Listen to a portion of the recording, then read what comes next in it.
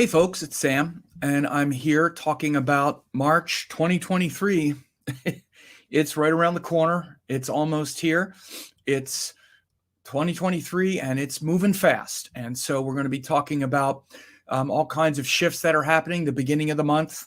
As we start, you see we have Venus and Jupiter here in Pisces. We have a lot of planets there in Aquarius. By the end of the month, we're going to have planets moving and shifting, and that's what I'm going to be talking about in this overview of March 2023. Again, starting off with a lot of auspicious energy with Jupiter and Venus, both in Pisces. Venus is exalted, and it's with its ruler Jupiter.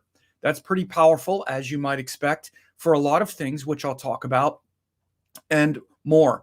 But before I, dive in, I do want to just say, please like, share, and subscribe to the channel. I have to spend time putting this together. I like doing it, but it takes work.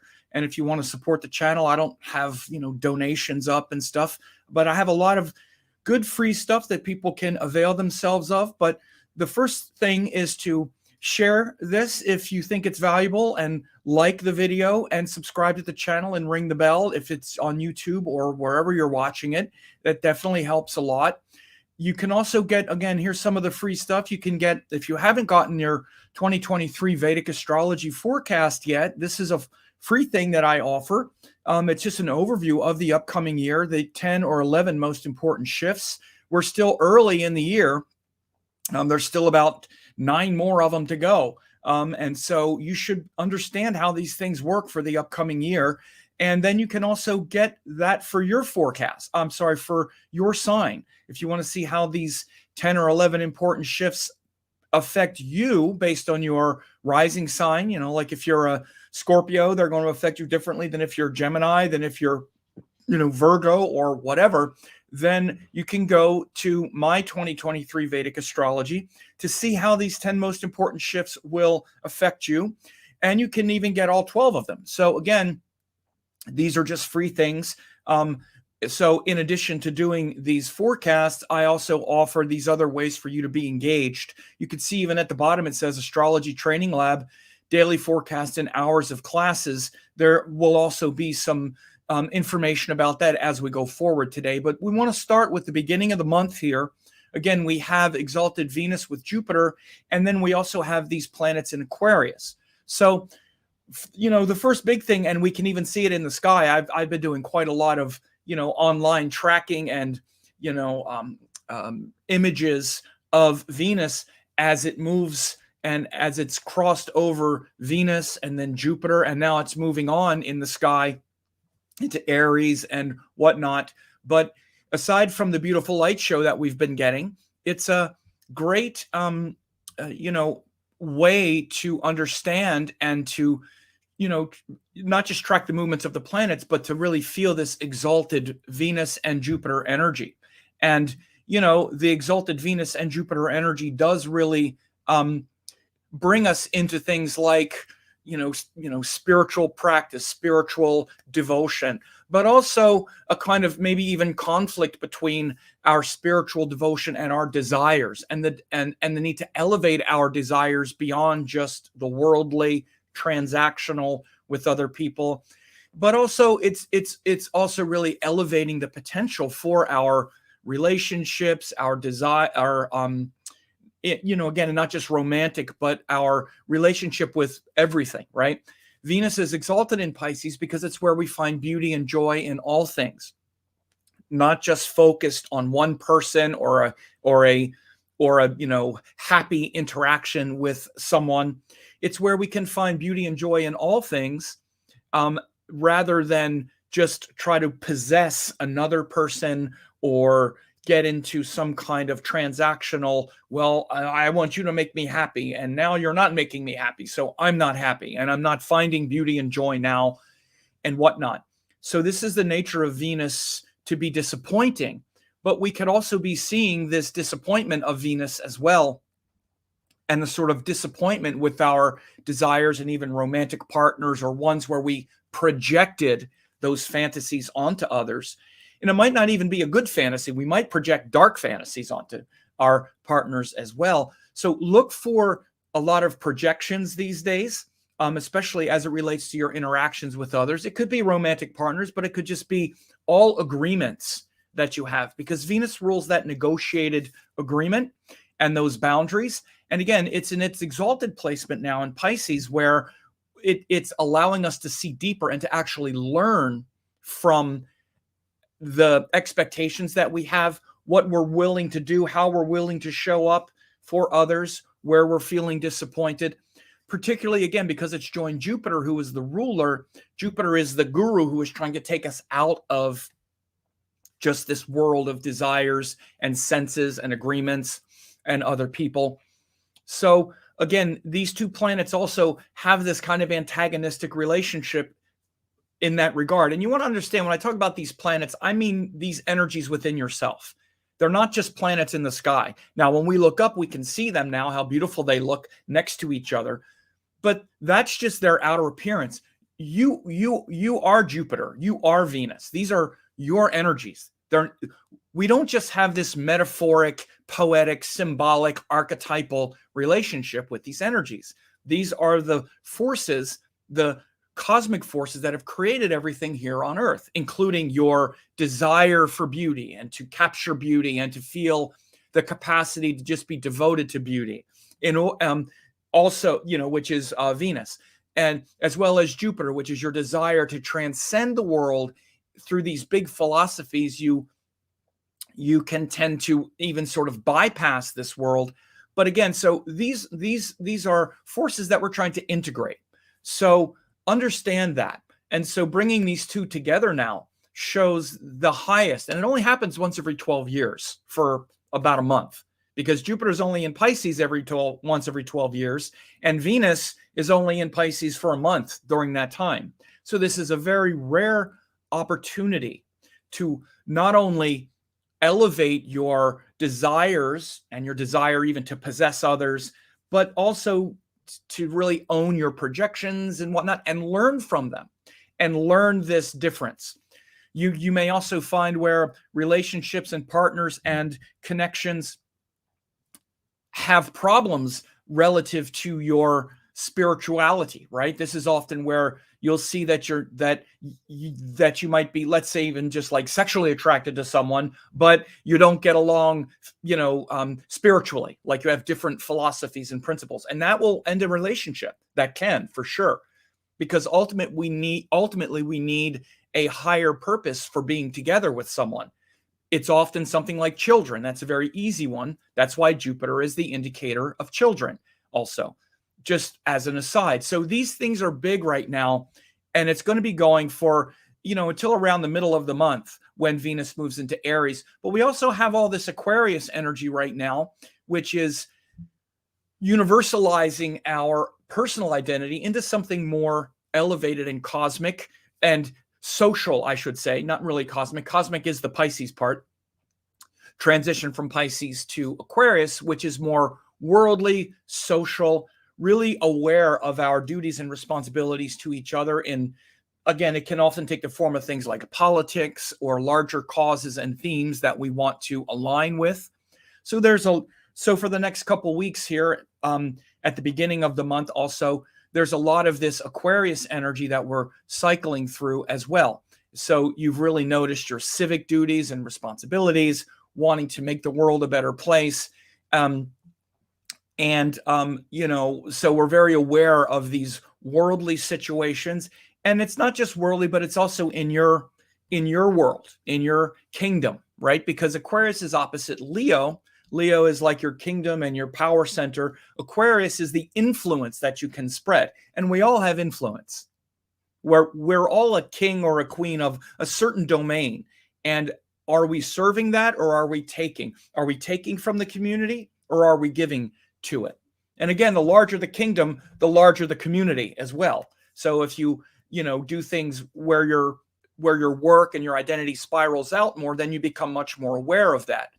So these type of things are also big now, and the awareness of maybe you're lacking that. Maybe you want to really make a bigger difference, which is the Aquarius end, but you haven't cultivated enough power and courage, which is the Leo end, to actually make a difference relative to what you imagine. So again, these are big themes that could be, very important right now in our life right now. And so these are the two big cycles and big themes that are happening. But then by March 14th, as you can see, by March 14th, Venus has now moved into Aries and Mars has moved into Gemini. And the Venus in Aries is with Rahu again. So you can see that, Aries is very different than Pisces. Pisces is where we're letting go of some fascination with the worldly result. Again, Pisces is where we're trying to transcend all of the desires of the world, including the desire to save the world, which is the Aquarius energy.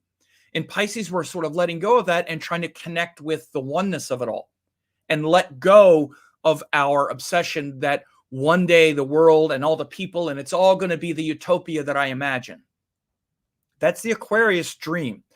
Pisces is where we're like, it's not going to be that. It's never been that. It will never be that. And I'm not from here anyway. I'm not just a human being in the earth of other human beings. I'm a transcendent being. That's Pisces. And so, again, a lot of these Piscean themes that I was just talking about has that as the source. Now, we can just escape from the world and all its problems as well. That's also an possibility with the Venus in Pisces and the Jupiter as well.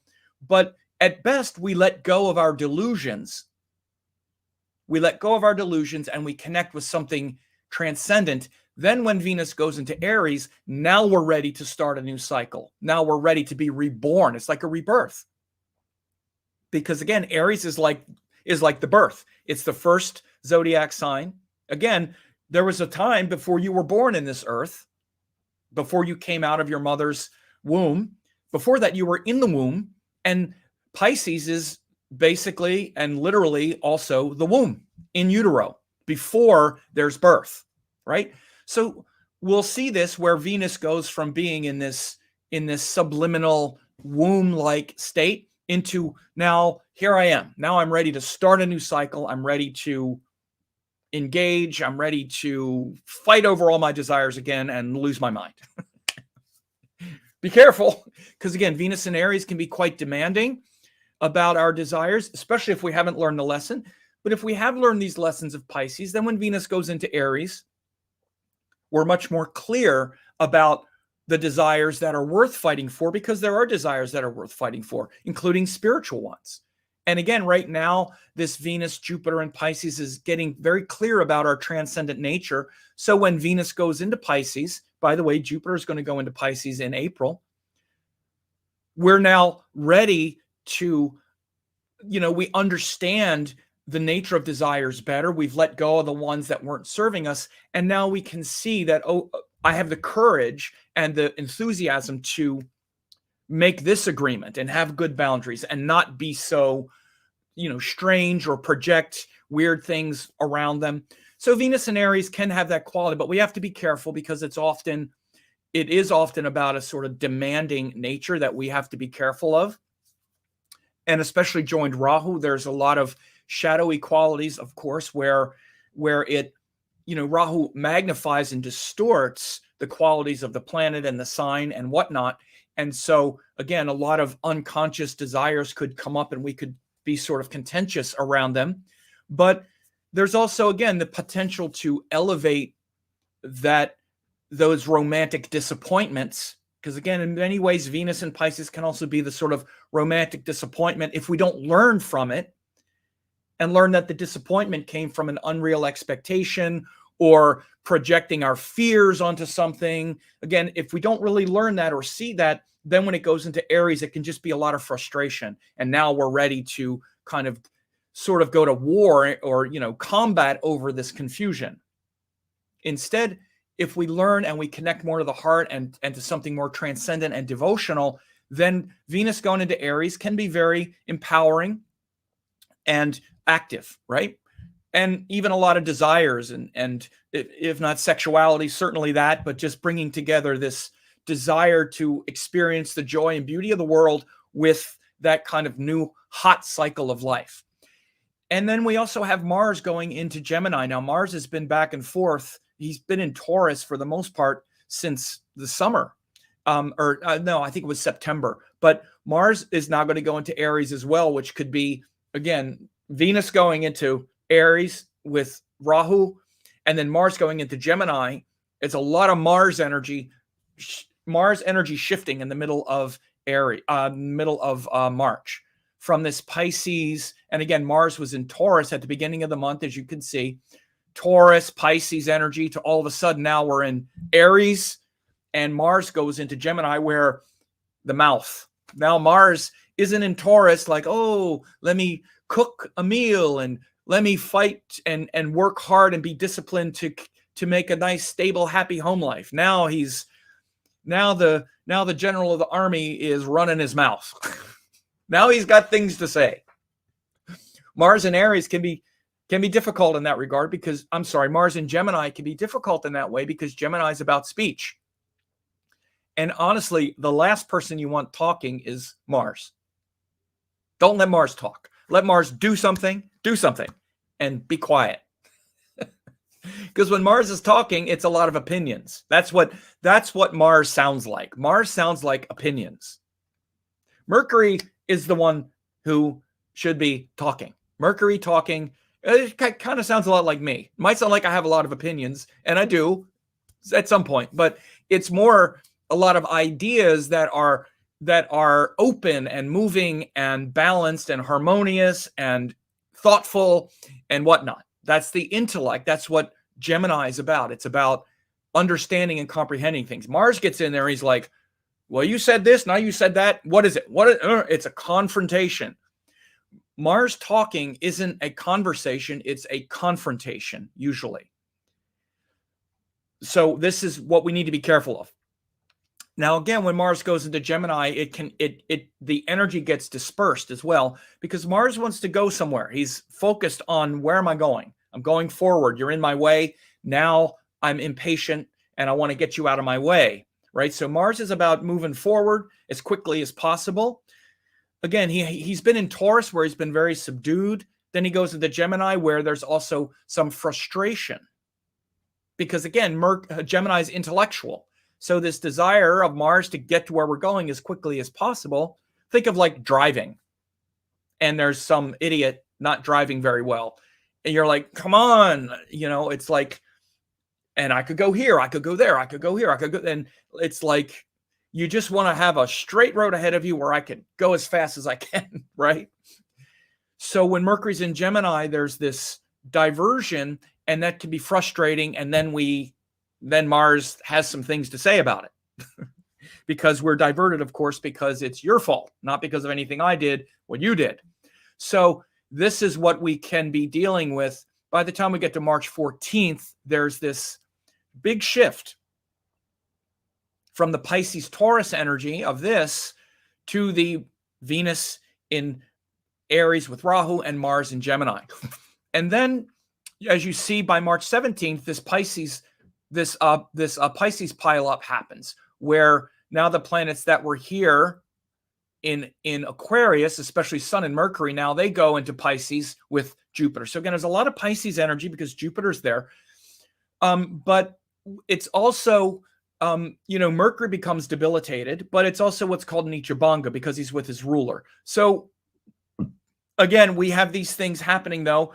I was just talking about Mercury as the ruler of Gemini. When Mars goes in there, Mars is going to want to try to figure things out and try to understand things. And the ruler Mercury is debilitated. So he's going, I don't know. I'm in Pisces over here, kind of swimming around and with all the details sort of blurred together. I don't know. I can't make head or tail of any of this. I don't know. So it can make this Mars a little more frustrated for sure, because now he doesn't have a good answer. And so the communication that can come out could be frustrated. So just watch this frustrated communication. Instead, just be disciplined. The remedies for all of these things is to express the highest quality of the planet. And for Mars, it's to be disciplined. If you have spiritual practices that you do every day and you're disciplined about it, then this will be good for you. And it always is, because Mars will always do those practices. When he goes into Gemini, maybe put more focus on mantra, for example. And then when Mercury goes into Pisces, put more emphasis even on like scripture, because he's also getting the Nichabanga, which is the modification of the debility by Jupiter. So what does that mean? It's not just a slogan. It means that the difficulty of Mercury is then rescued by the higher qualities of Jupiter, which is, again, proper teachings, proper wisdom, proper study. Take a class with Sam.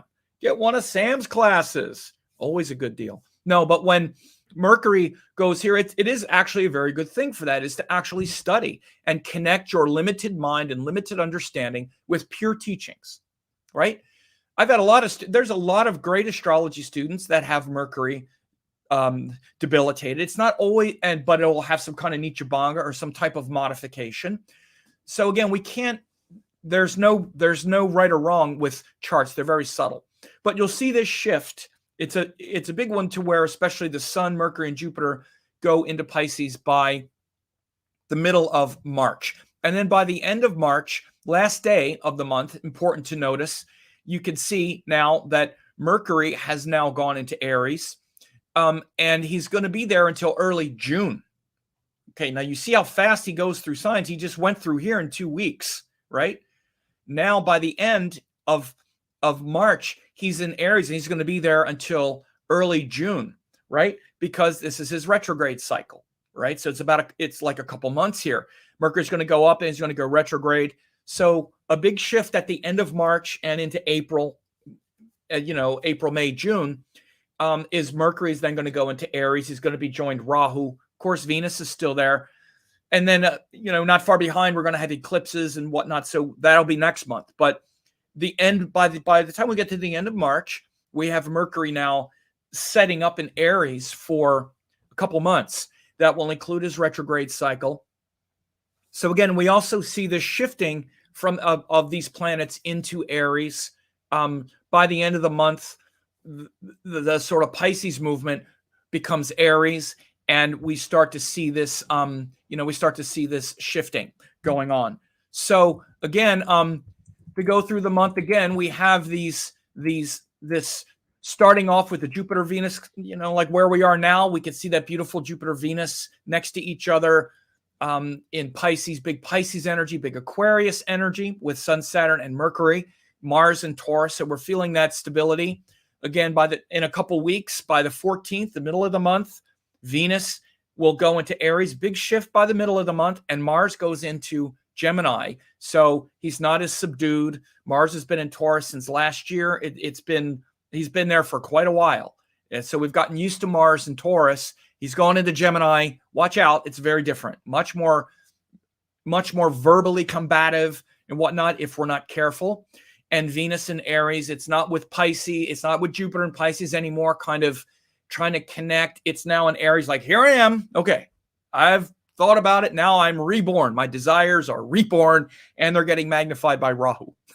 So learn the lessons now, really connect with your projections and really connect to the heart and elevate them, and look for people around you who support that spiritual growth and development and of learning and understanding about your desires. Connect with others as well, and great teachings and great wisdom, so that when Venus goes into Aries, you're not just looking to project, blame or frustration about your agreements that aren't as well negotiated as you would like.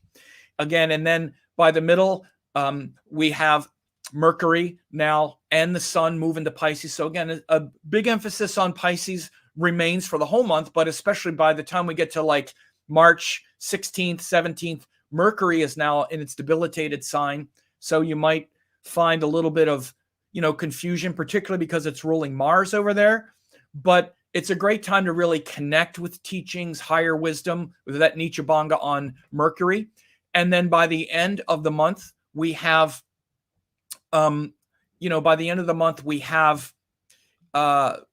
this Mercury setting up in Aries, and he'll be there for a couple months, and that makes another shift. And then we're going to start getting all this shifting of energy into Aries. So again, if this was helpful, I would definitely appreciate people like, share, and subscribe. And thanks a lot. For a limited time, I'm offering 10 hours of masterclasses, Yoga and Vedic Astrology, Quantum Vedic Astrology, and Spiritual Astrology Masterclass. These are 3 great courses that will really help you a lot. Now, in case you don't know who I am, I taught the AstroVed certification course, Dattatreya Shiva Baba, in 2010. Ravi Shankar published my book in 2018.